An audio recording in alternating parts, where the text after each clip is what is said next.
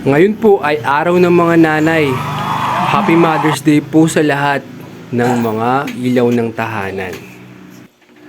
Ngayon ang huling araw ng pagbabakasyon ng mama ni Boss Sebyok dito sa bahay. At nag-request si Boss Sebyok nitong kwek-kwek. Happy Mother's Day sa'yo, Boss Sebyok. At salamat sa pag-aalaga sa amin. 사랑해요. Ayan, luto na. Yummy! Ang sarap tingnan nung magnanay, magka-tandem sa kusina. Hindi nila alam, binibidyo ko sila. Ito po yung isang request ni Boss Sebyok. Fish fillet na cream dory. Yummy!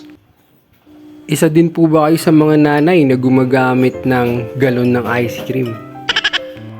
Sila yung dapat pinagsisilbihan kasi araw nila ngayon.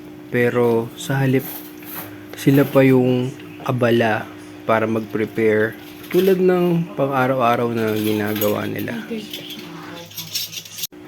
Simpleng salo-salo ngayong almusal bago sila umuwi. Kain po tayo. At syempre, may pa-chocolate tayo para kay Boss Sebyok. Chocolate. Panoorin niyo po ang full video ng Lihi Serye Episode 14 sa aming page. Salamat po.